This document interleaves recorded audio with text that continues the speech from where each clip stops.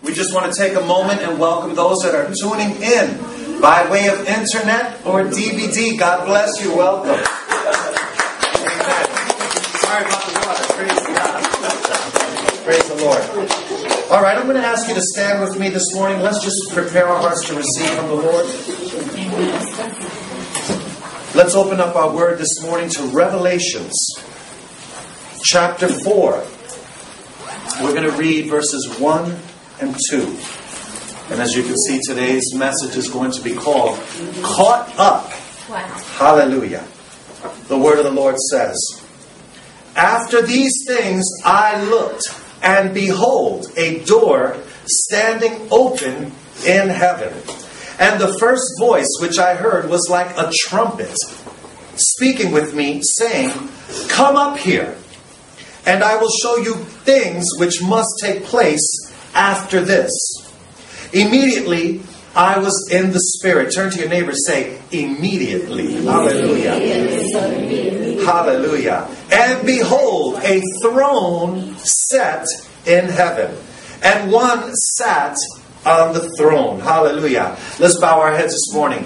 Father God, I just thank you this morning. Hallelujah. I thank you, Lord, because you are doing a mighty work in our lives, Lord God. And I just come before you right now. I humble myself, Lord God, and I rend myself to you. I pray for a double portion of your anointing this morning, Lord God. I pray that you would touch every heart, that you would prepare the ground, Lord. Make it fertile ground, Lord, to receive from your word. I bind every demonic force right now.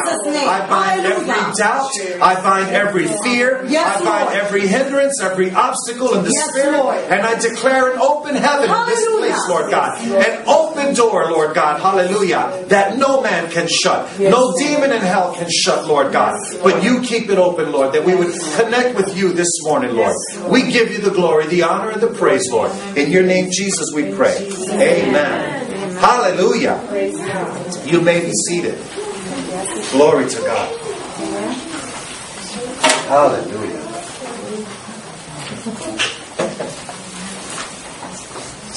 As we know, we've been talking, last week we were talking about basically end-time prophecy. And for those of you that were there last week, you remember that God gave John a vision in the island of Patmos. And in this vision, he was going to show him all the things that are to come. But before he could do all of that, he had to show him the state that the church was in. And last week we spent a whole sermon talking about the church age. And if you recall, at 1917, according to Scripture, around that time frame, 1917 was the last a year that was on record for the church of Laodicea. And it was a 19 plus. So that means we could be in the second coming or the rapture of the church at any moment right now. Some of us don't understand how critical it is to have our life in order right at this moment in history.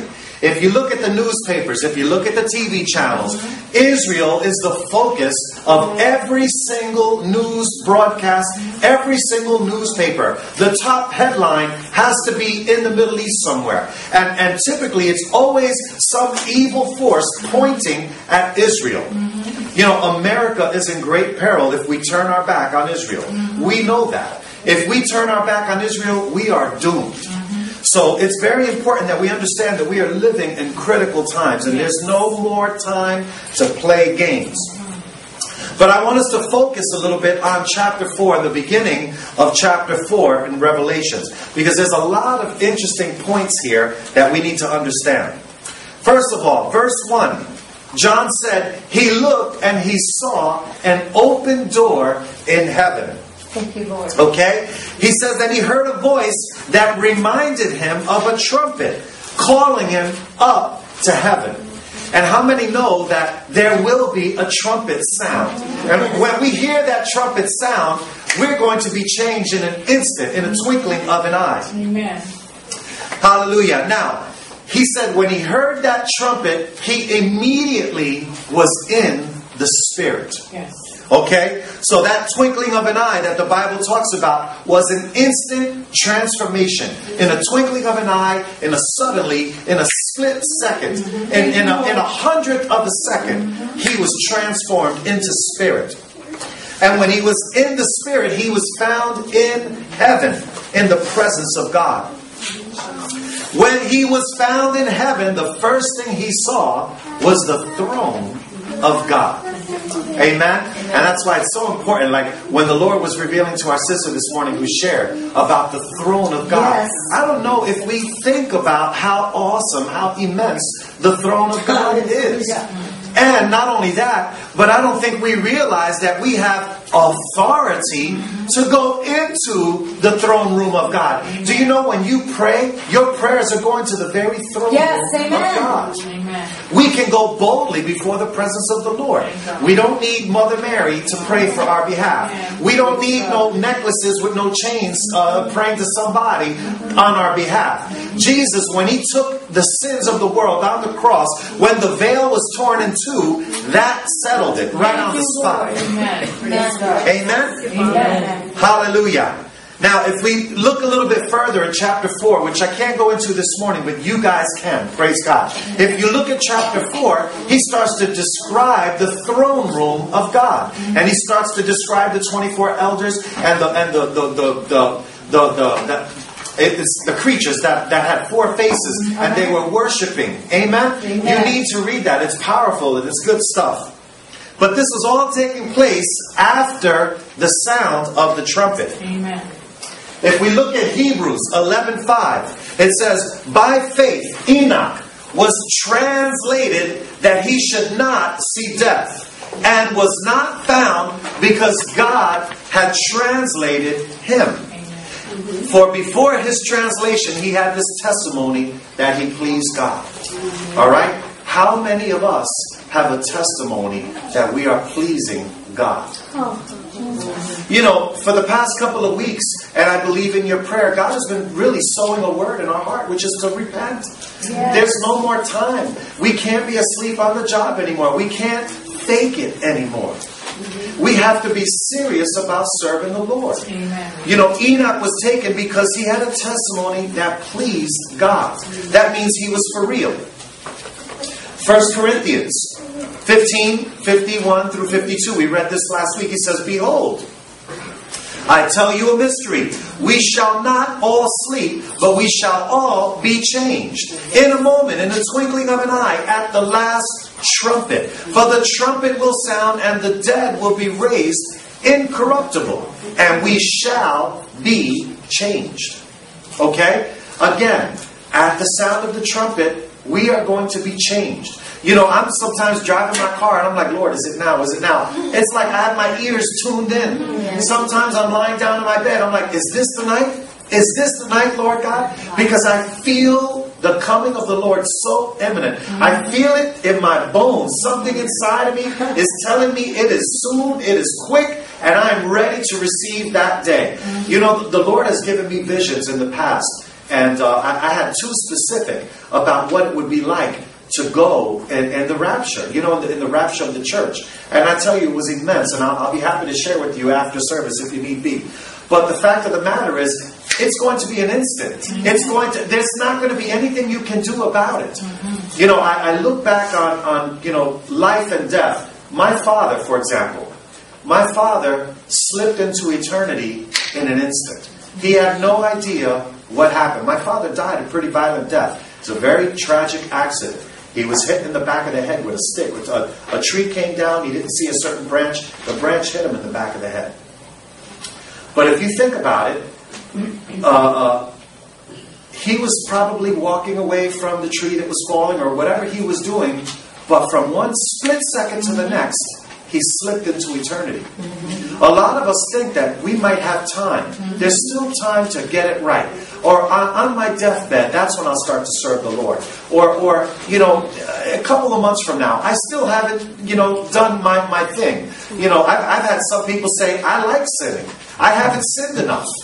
You know, I still have more sins left. And they thinks it's a joke. But it's not a joke. You're playing Russian roulette with your soul. You're playing with fire. With the fire, the very fire from hell. But life is not guaranteed. In a split second, things can change. And you can find yourself in eternity. From one moment to the next. And never know what hit you. And then once you're in eternity, it's too late. There's no pass go. You do not get $200, and there is no get out of jail free card. Amen? When it's over, it is truly over. That's why now it's important for us to understand that our life needs to be rendered to the Lord, our heart. We have to really give ourselves over to Christ. Hallelujah. Now, I want to get into the word rapture, because there's a big thing about rapture. So many people say, well, the word rapture is not found in Scripture. And you know what? That is correct. The word rapture is not found in Scripture. It is a word that really in America, theologians pick that word for that particular event. I want to talk a little bit about the word rapture. First of all, rapture equals the end of the church age. Amen? Amen. Right now, we're in church in a free country. There's a pastor in Iran. If you haven't heard of him yet by now, you should be praying for him, because most likely tomorrow he will be executed unless the government of Iran gives him a pardon. Do you know why he's being executed? Because he refuses to renounce Christ. He was born a Muslim and gave his heart to Christ. And now they said, we'll give you 3 chances to renounce Christ. And he says, well, to repent from what I'm doing means to go backwards. It's a 180. He goes, where am I going to go back to? To being a Muslim? He says, that is not the truth. The truth is in Jesus. Jesus is the way, the truth, and the life. He says, do what you have to do. But they're planning on hanging him tomorrow. Here we are in a country that we're free. We have liberty and freedom to worship God. Listen, if somebody says, are you a believer of Christ? Yeah, absolutely, praise God. But it changes when they're ready to put you in a hangman's noose. Come on now. Will you still say, yes, I am a servant of the Most High God? Jesus himself said, fear not what they could do to the body, but instead fear God, who could send your body and your soul to hell. But see, we have it so good. We're so comfortable. Yes. We're so comfortable in our climate. We're so comfortable in this area. Come on now. Rapture marks the end of the church age. Now, this is very important that you understand this.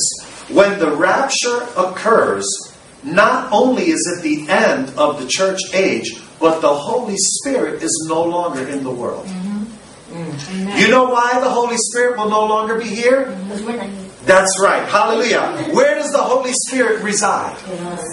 Within you. Amen? So at the time of your salvation, you are sealed with the Holy Spirit. The Holy Spirit resides in you. When Jesus comes, the Holy Spirit goes back to the Lord, goes back to the Father. So if you abide in me and I abide in you, you shall live forever, right? You shall be raised.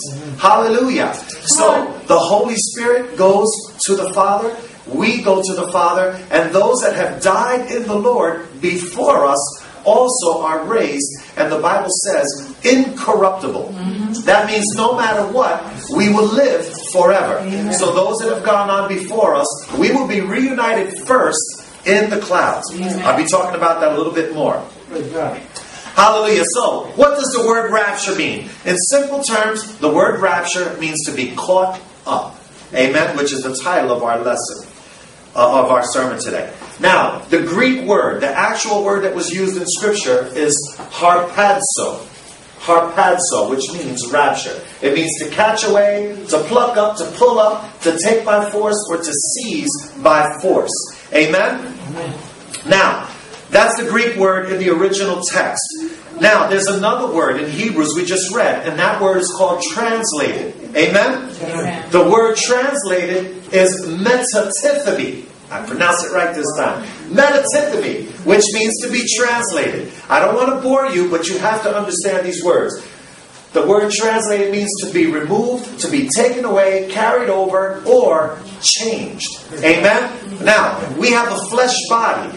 Flesh cannot inherit the kingdom of God. Amen? Come on now. You know, we all want to go to heaven, but nobody wants to die to get there. Amen? We need to be changed. We need to be transformed. Amen. Sin and flesh cannot inherit the kingdom of God. That's right. We read that last week. Praise the Lord. Now, this is also proof, this rapture, the end of the church age, the Holy Spirit going back to the Lord, means that the rapture, the event, or if you want to call it the translation of the saints, amen, that event which is to take place, okay, is of course the end of the church age, but it's also pre-tribulation, pre-tribulational. Amen? So there's a lot of saints that believe that for the first 3.5 years we'll be here, and then when the great catastrophe starts, that's when we'll be taken. All these are theories, and they're not found in Scripture. There's no basis for it in Scripture. The Word of God clearly states, Revelations 3:10, I will keep you from the hour of trial, which is the hour of wrath that comes upon the earth. Come on in. Hallelujah. Praise God. So stay with me. This is pre-tribulational. We will not be here. Now, the rapture. You can't see Jesus there. Hallelujah. Just like Eileen, she couldn't see his head either. Praise God. Praise the Lord. Many of you have seen this picture, but it's an illustration. It's an illustration of what is to take place. The rapture is the first event in Scripture where we will be caught up together with Christ in the clouds. The rapture is not the second coming. Amen? Amen. There are two specific different events. The rapture, or the translation of the saints, is when we meet Jesus Christ in the clouds prior to the tribulation. The second coming is at the end of the tribulation. And I'll get into that a little later. As we see here in this picture, it's a depiction of what it's going to look like in the rapture.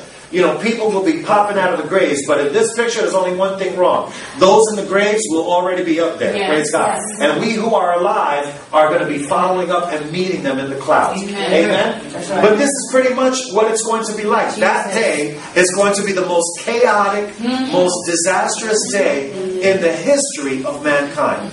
Planes will be crashing in everywhere. Planes will be crashing all over the place. Because the pilots that are saved, they're going to have unmanned vessels. Drivers, there's going to be accidents everywhere. People are going to wonder what happened. And at that time, on earth, that marks the beginning of the tribulation. The Antichrist, who I believe in my heart, and I believe it with all my heart, he is alive right now.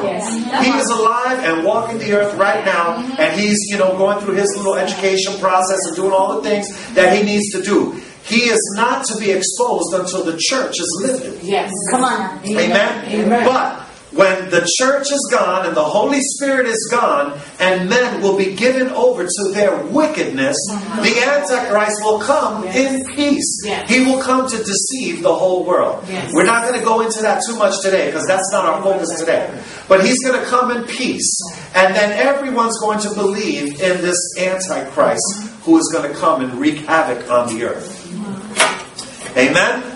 Now, in the rapture, this is what we're going to talk about. Praise God. We will finally have our glorified bodies. Hallelujah. We don't have to calorie count anymore.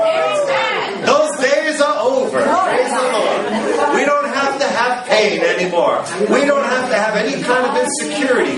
Guess what? No wrinkles. No age spots. No sun rays. We don't need no sunblock from the glory of God. Amen. We will have a glorified body. And that body will never perish.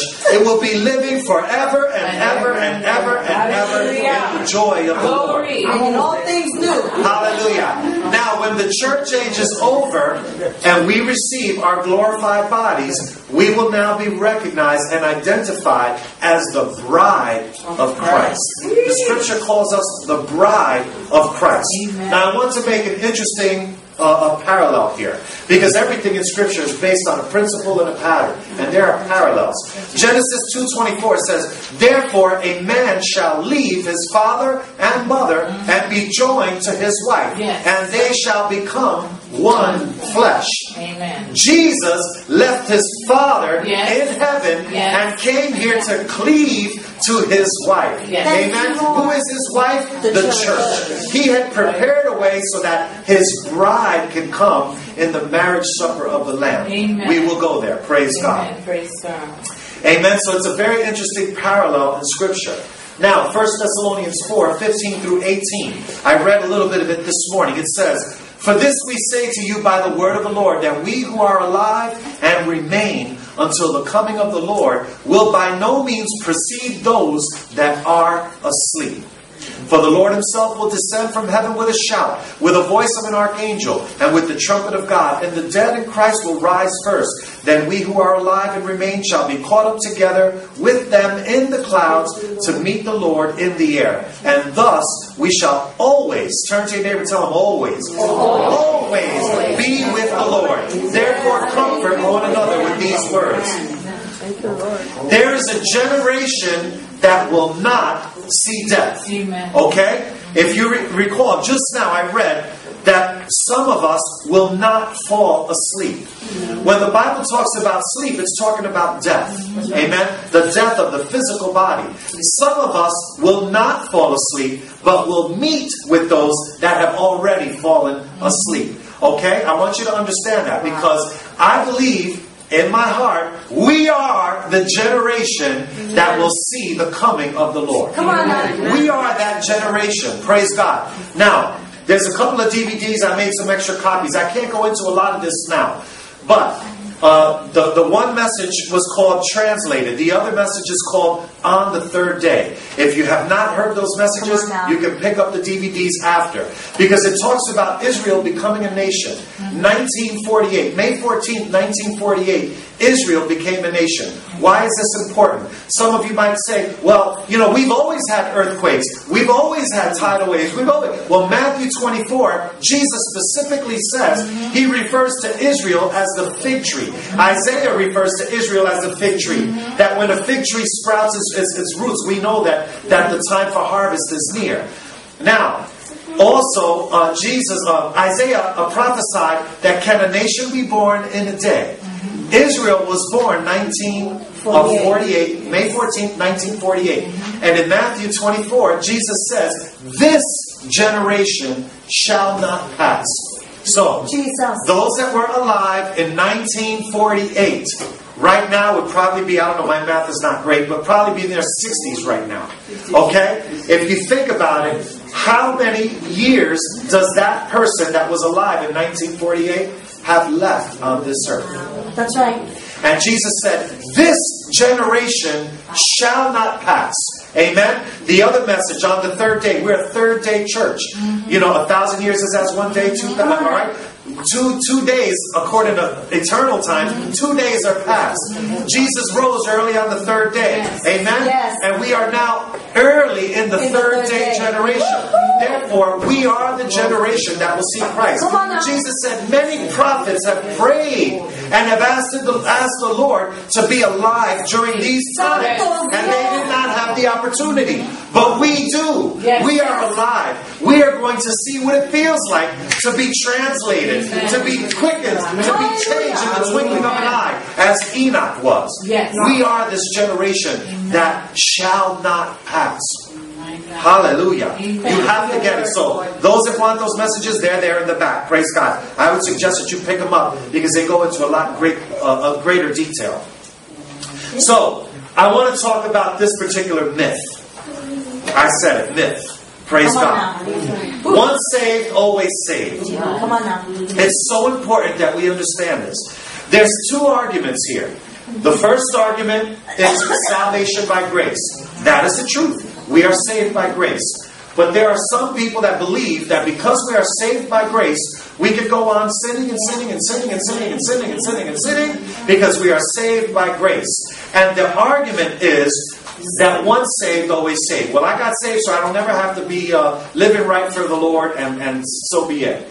They say that Jesus never wanted us to have a salvation by works. And that's the truth also. We're not saved by works. You could do all the good deeds that you want for your whole life and still not make it to heaven. Amen? So both arguments are valid. But we have to dig a little bit deeper in Scripture, and then we understand what it really means to be saved. Amen? Amen. So I want you to write these scriptures down. I'm going to read them for you today. Ephesians 2, 8 through 9. God bless you.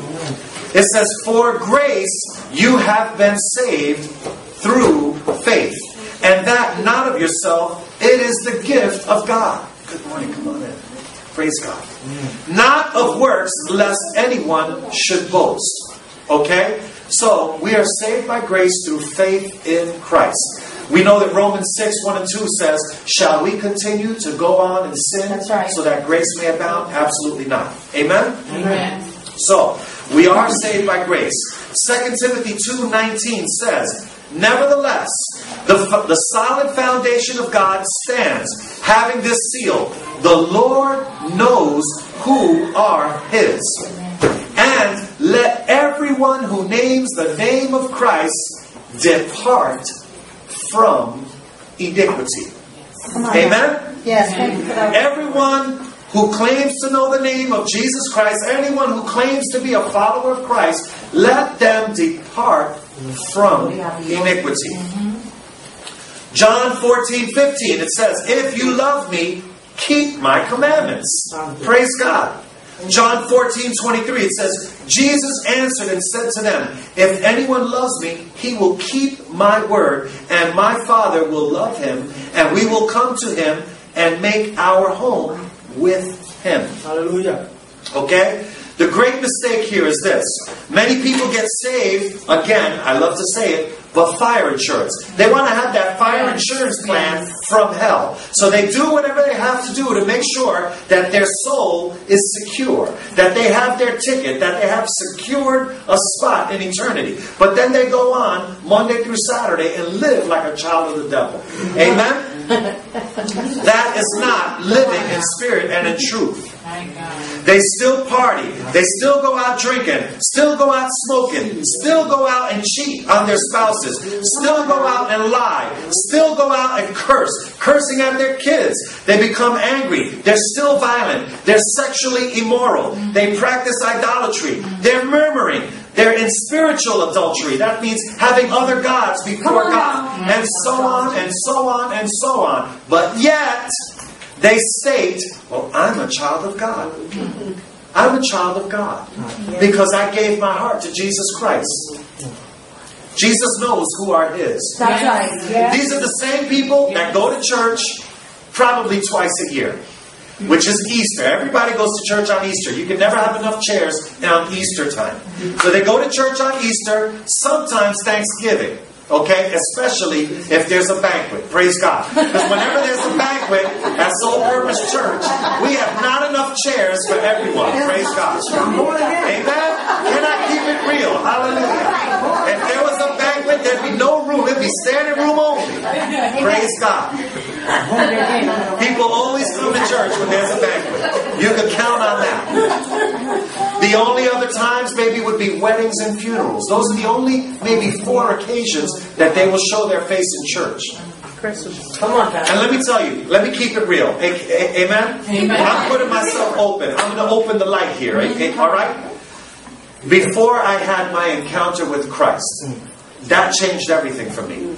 Up until then, I've gotten saved 101 times. Alright? Every week I was like, I accept the Lord. I'd be smoking weed.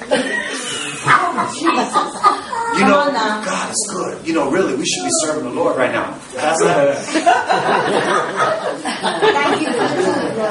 Alright? Or I'd be at the club, drinking. And people will be dancing around up and they start saying something about God. And here I am defending God like He needs my help. Yo, look, I know we're out here, we're getting our drink on, but you know what? You shouldn't say that because the Lord died for your sins.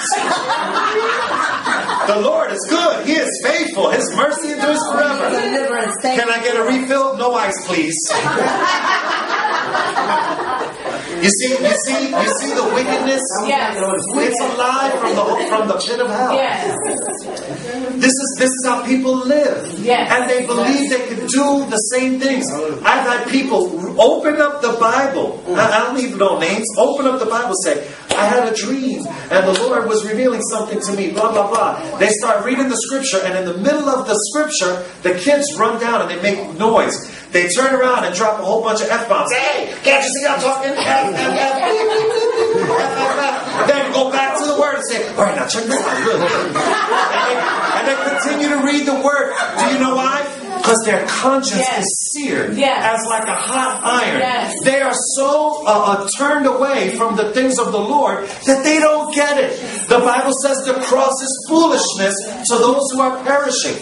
You know, we can pretend to be in the Lord and we can sit home and play patty cake with our soul as much as we want. Listen, you can watch Charles Stanley every week and that don't bring you closer to the Lord.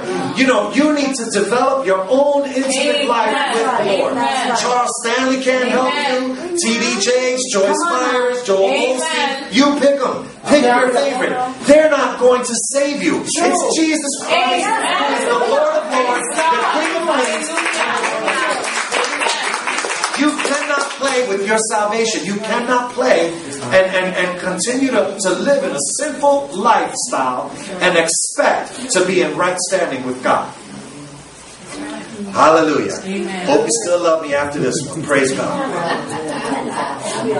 You know, I had a funny, just one more funny little episode. I had a friend of mine that got a tattoo of John 3:16, which Myra read earlier today. Right? A tattoo of John 3:16. And I asked him, what does that mean? He's like, I don't know. I just see it all the time. You know, football games, they hold up John 3:16. Didn't even know. A tattoo, didn't even know. I said, dude, put my arm around. I said, it'd be best for you to learn what's on your arm, kid. That's one of the most powerful scriptures in the whole Bible. That's right. You need to learn it, especially if it's tattooed on your arm. I said, be ready always to give an answer in season and out of season, especially if you're going to tattoo it on your arm. Mm-hmm. He ended up memorizing that verse. Praise God. There is absolutely no difference when these people that so-called are once saved, always saved. There's no difference. You know, there's no change. There's nothing Christ-like in their life. You could look at them in the street, you could look at them anywhere, and you will never be able to distinguish, is this a follower of Christ or not? You know, Jesus said that in the last days there will be many false prophets that will deceive even the elect. And He said, you will know them by their fruit. Thank you, Lord. So if you're in the Word of the Lord, and if you're in the Spirit of God, and you are a follower of Christ, and Jesus is truly your Lord, you will be walking and flowing in the fruit of the Spirit. That's right. Praise God. 2 Timothy, we read earlier, it says, the Lord knows who are His. Okay? But let's not forget, He also said, depart from iniquity. So there is a responsibility that we need to do. So, I'm going to go on record this morning, okay? Based on Scripture, okay? Those that hear, who trust, who obey, and who guard their salvation with fear and trembling, those are the ones who are saved. Praise God. Those who walk in the fruit of the Spirit are genuine believers and followers of Christ. And I want to say this, it's not a salvation of works, but it's a salvation of obedience. That's right. Amen? That's the difference. It's to obey the Lord. If you love someone, right, don't you want to do everything in your power to please them, to serve them, to give them the best that you have? Hallelujah. The Bible says, it doesn't say that he who is perfect will be saved. It says he that stands firm to the end shall be saved. Okay, so we will fall. We will fail. But if we continue to be obedient and trust God and pick up the pieces and wipe yourself off, forgive yourself, forgive others, and keep moving on, you shall be saved. Amen? Amen. Now, we know in one of the churches that it says there were some that did not defile their white garments. In the midst of all the chaos, I believe it was the church of Sardis. In the midst of all the chaos, there were some in that church that did not take part of the Nicolaitans. They did not defile their white garments. And the Bible says, they shall walk with me in white in the paradise of God. They are the ones that my Father will call out their name. Amen? So stand firm and hear the trumpet of God. Now, Matthew, there's a parable, Matthew 13, about the wheat and the tares. Read it. Praise God. There's a parable of a farmer that is sowing seed on good soil. And he's sowing good seed. But at night, when he falls asleep, him and his servants, they fall asleep, the enemy comes and sows seeds of his own, corruptible seeds, seeds that are no good. And the tares now start to grow with the wheat. You know, and the parable goes on where, you know, they come to the master or the farmer, they say, listen, should we pull out the tares? And the master says, no, let them grow together. In the day of harvest, we will separate the wheat from the tares. Amen? I'm going to read verses 40 through 43 of that same parable. It says, therefore, as the tares are gathered and burned in the fire, so it will be at the end of this age. The Son of Man will send out His angels, and they will gather out of His kingdom all the things that offend.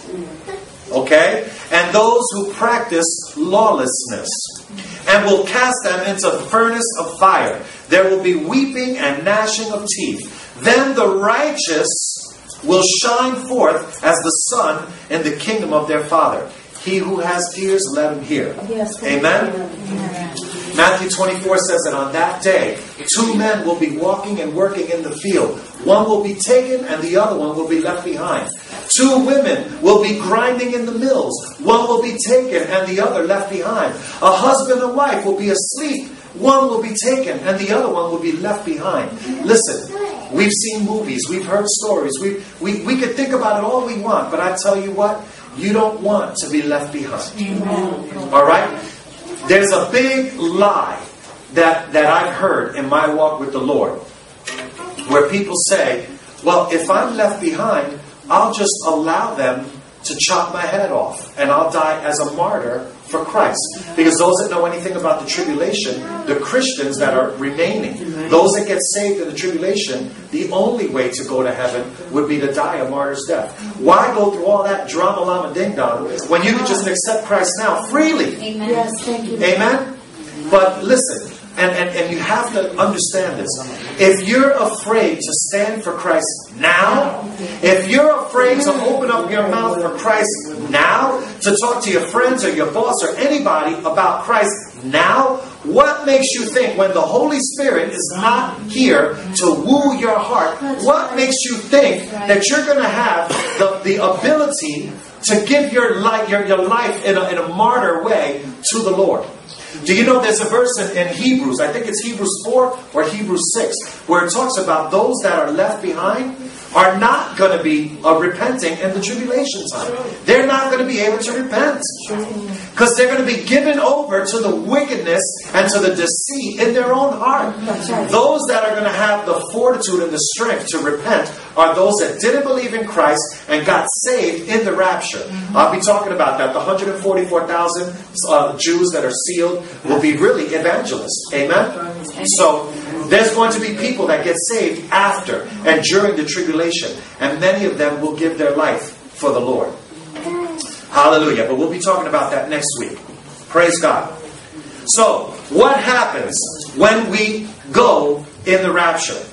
Alright? And I'm going to move a little quickly. Praise God. The first thing that's going to happen, we're going to be at the judgment seat of Christ. Now, there's a judgment seat and a great white throne judgment. The judgment seat is for the saints of God. Amen? This is the friendly judgment. Amen? This is the friendly judgment. Okay? The great white throne is not the friendly judgment. This is the judgment of wrath. This is where the evil and the wicked will be judged righteously by a righteous judge. Amen? So the first thing we're going to see is the judgment seat of Christ. Amen? We're also going to receive our crowns on that day. And that's why that song, I love that song that we sang a little earlier, We Fall Down. Because literally, when you're standing before the presence of God and the glory of God, there ain't going to be nobody there. I'm telling you, not one living soul, not one single person is going to be up there saying, you know, doing the queen wave and doing their little dance. It ain't going to happen. Because you're going to know you did nothing to deserve the crown that is adorned on your head. And what you're going to do is you're going to fall down and lay your crown at the feet of Jesus. And you're going to say how great you are. I don't deserve this crown. I didn't do nothing for it. This belongs to you. Praise God. And that crown, praise God, He's going to balance every single crown on His head. Hallelujah. Jesus is going to judge the righteous and the saints of God. Those that love God, they're going to be judged. Now, one thing we're going to hear is, well done, thy good and faithful servant. Okay? A lot of us think that well done, that good and faithful servant has to do with us. For the years of service, for the years of ministry, for all the wonderful things we did. Well done, thy good and faithful servant, is because when God looks at you, He's going to see Jesus in you. He's going to see Jesus all over you. And He's going to say, well done, thy good and faithful servant. You got another one out of the pits of hell. You saved another one, son. Praise God. Make no mistake. We don't do anything to earn that. Praise God. Jesus is the good and faithful servant. Romans 14:10. But why do you judge your brother? Or why do you show contempt for your brother? For we shall all stand before the judgment seat of Christ. So before you look at judging others or taking a speck out of somebody's eye, look at the plank in your own eye. Praise God. 2 Corinthians 5:10. For we must all appear before the judgment seat of Christ, that each one may receive the things done in the body, according to what he has done, good or bad. Now, what I believe is going to take place in that judgment seat, you're going to have like your little life video. And you're going to see your entire life before you. And you're going to see how many opportunities you had to share your faith with your loved ones. You're going to see how many people may not have been saved because you did not spend the time to talk to them.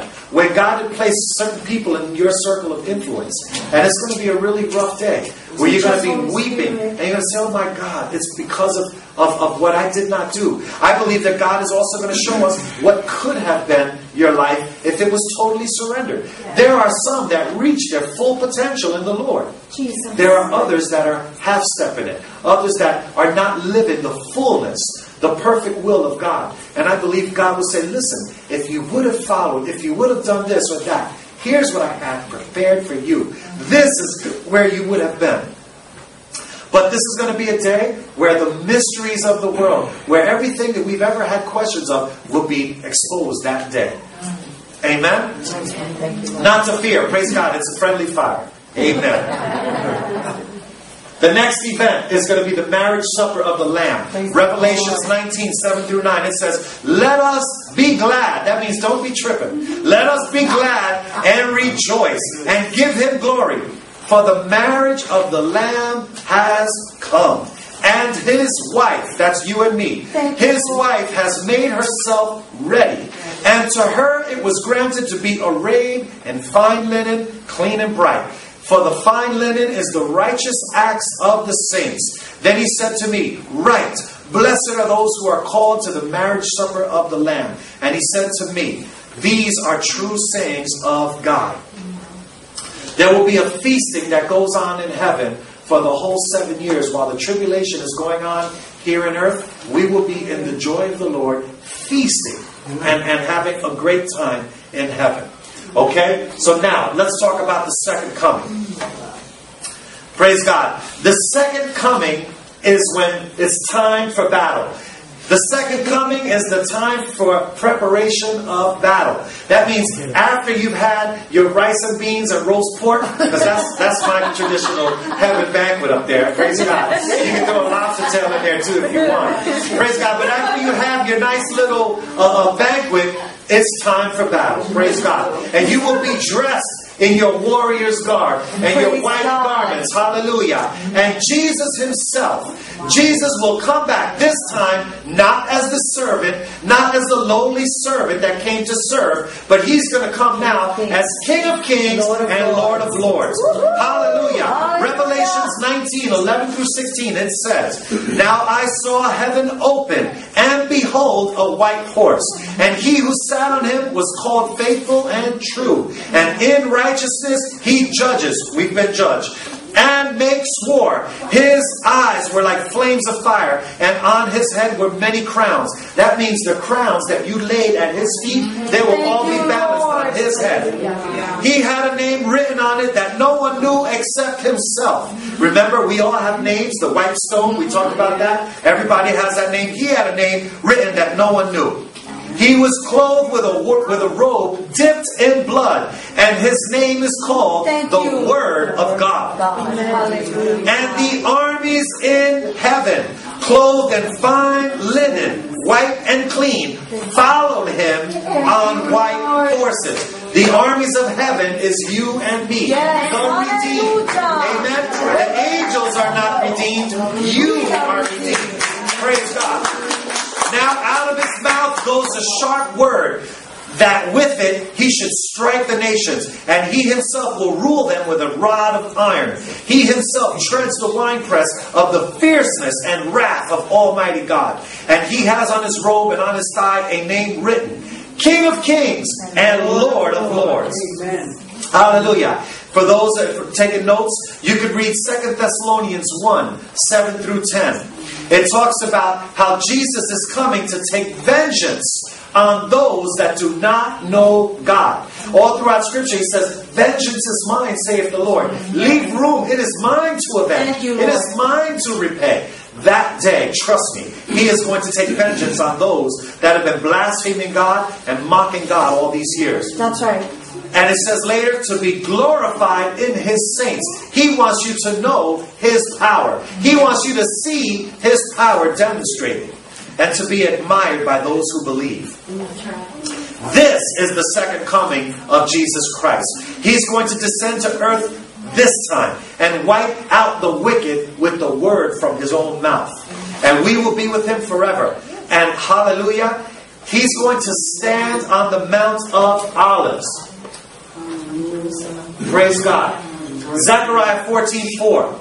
It says, and in that day his feet will stand on the Mount of Olives, which faces Jerusalem on the east. And the Mount of Olives will be split in two from east to west, making a very large valley. Half of the mountain shall move toward the north, and half of it to the south.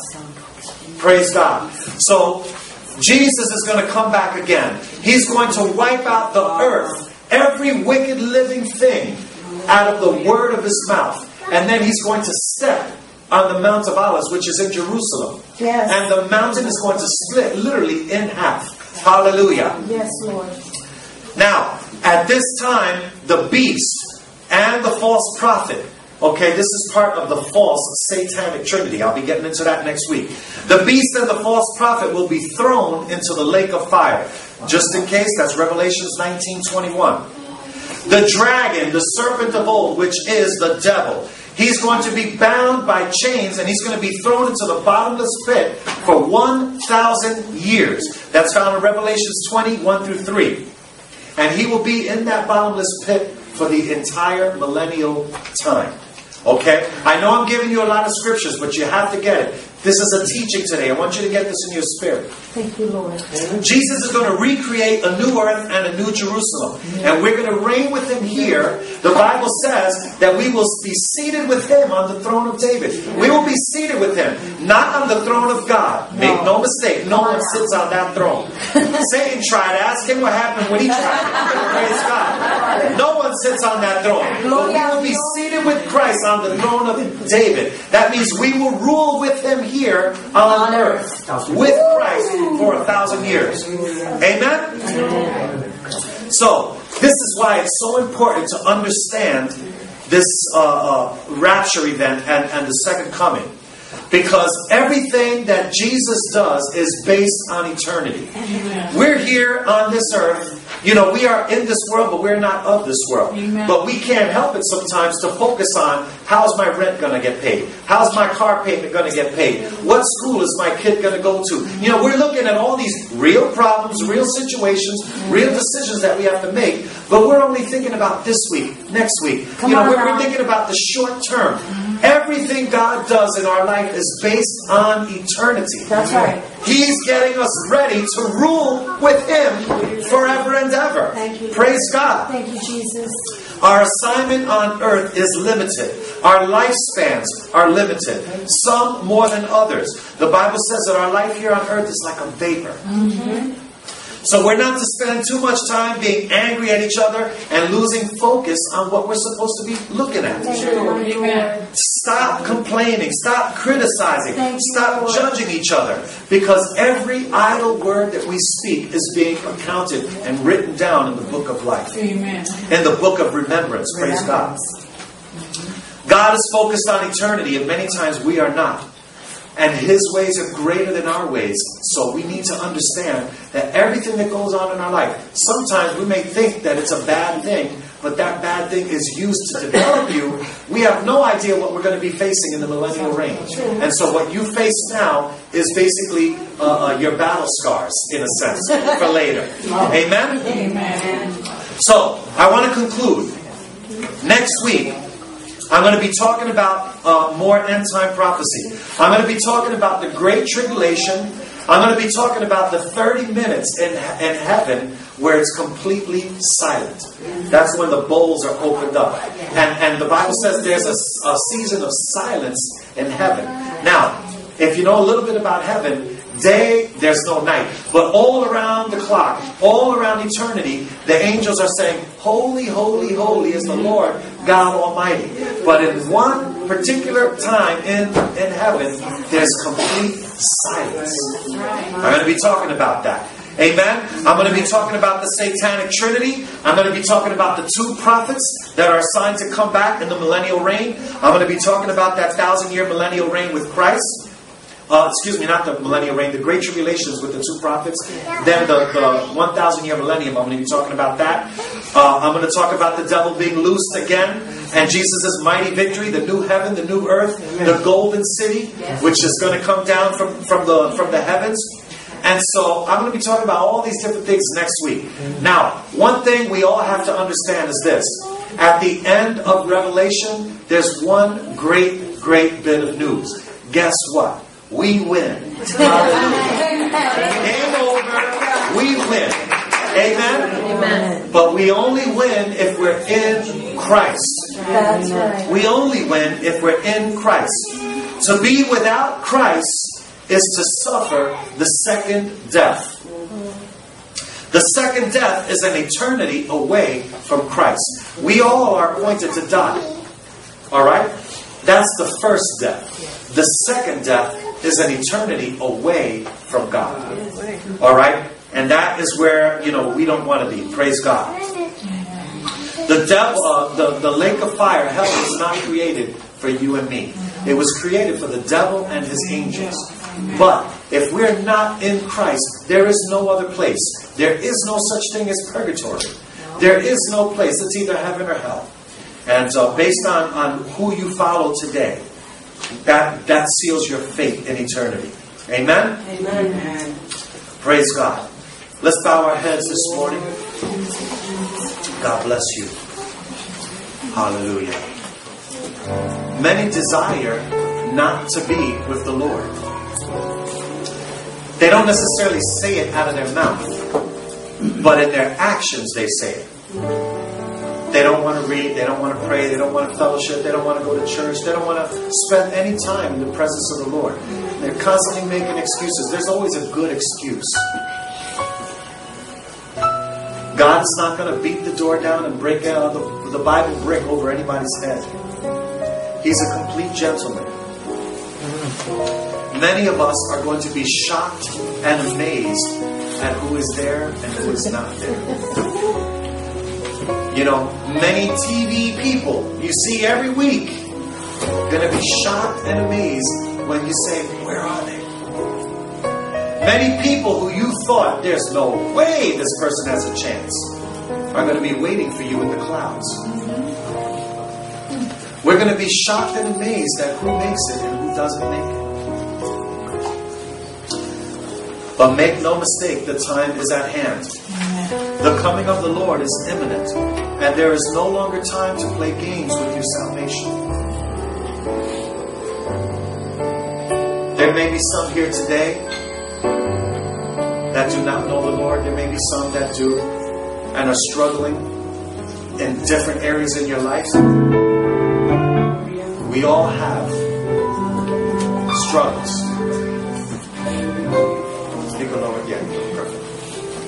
We all have struggles.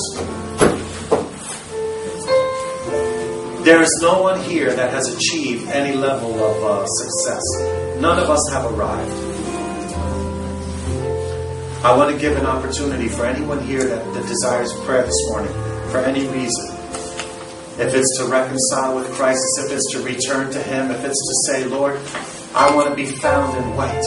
I want to be clothed in white linen. I don't want to miss the sound of that trumpet. If that's you this morning and you desire prayer, I'm just going to ask you to slip up your hand this morning. We're not going to spend too much time. God bless you. God bless you.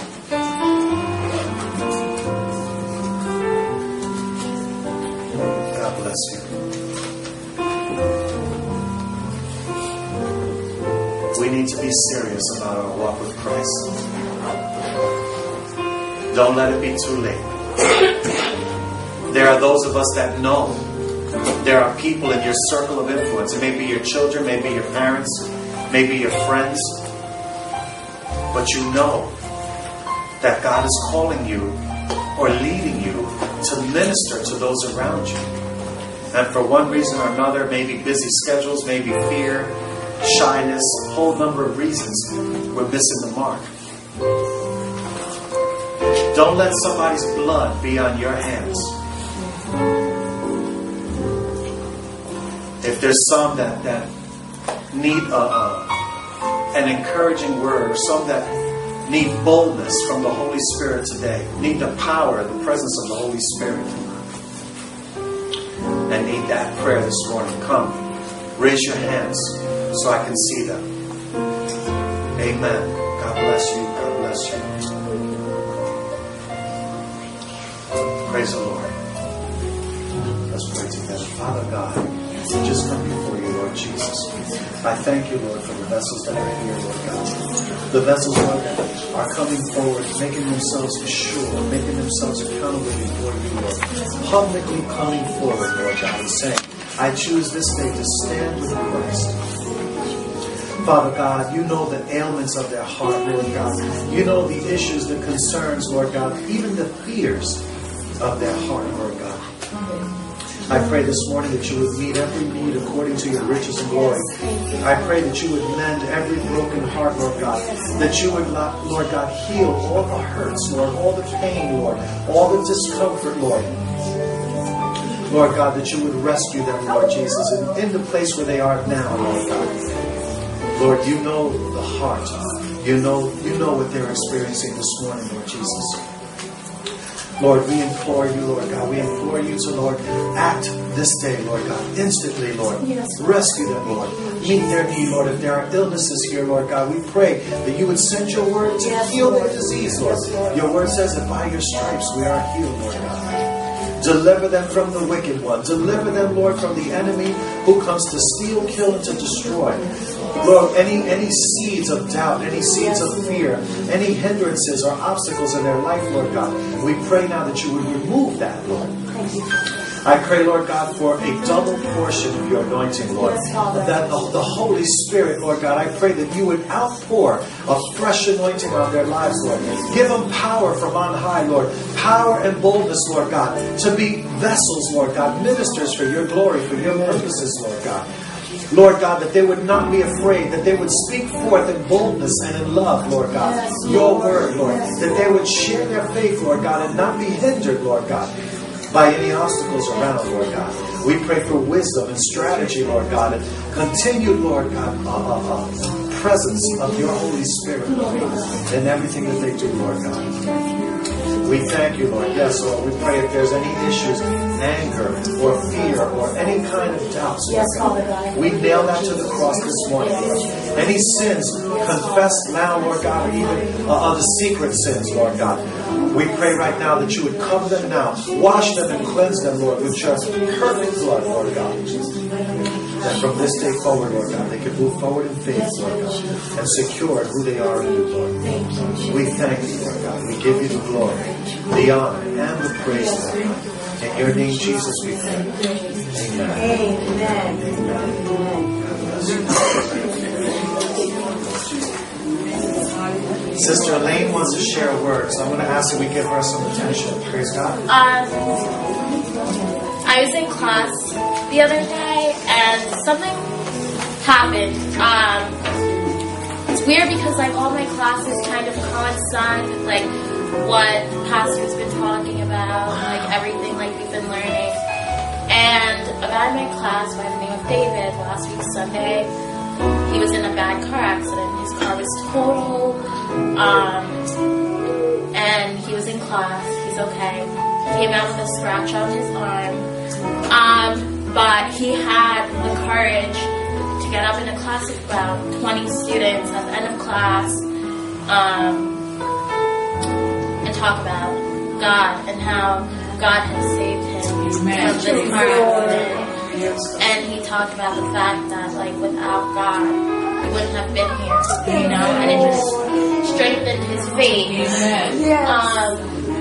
And it was ironic because the class that we're in is called Development of, like, the Modern Middle East.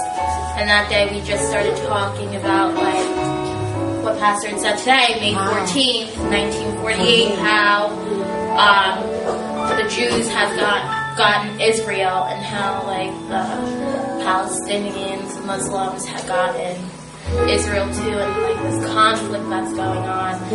But at the end of class, he also said, like, minus this conflict that's going on, like within the Middle East, as long as we have faith in God, He'll always save us from the worst.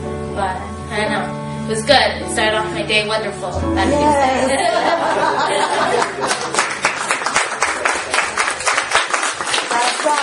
The world knows it's Jesus is the coming. world knows. Listen, The world knows. to me, I have great difficulty believing there are still atheists and agnostic. Let me tell you that there was a joke I heard once. It said, "You want to know if somebody's an atheist? Throw them out of a plane, and they'll be like, oh my God, oh my God," you know, right away they'll be calling out the name of God, right? Here's the thing: we have the answer, we have the antidote. We have the remedy for the world. And if we're just satisfied with our own salvation, if we're not sharing our faith, if we're not moving forward, then we're missing the mark. That's just plain and simple. That's right. We're missing the mark. It's our responsibility. Jesus said, be fruitful and multiply. Yeah, that's right. We are to reproduce after ourselves. Yes. We're to reproduce what we have been given. Freely given. Freely give. And that is the Word of God. Amen. I encourage each of you today to pray for one another throughout the week. Next week we have really a difficult topic. It's important to understand it. The Bible says, blessed are those that read this book and the contents therein. Blessed are those that hear the Word, and blessed are those that keep this Word. Amen.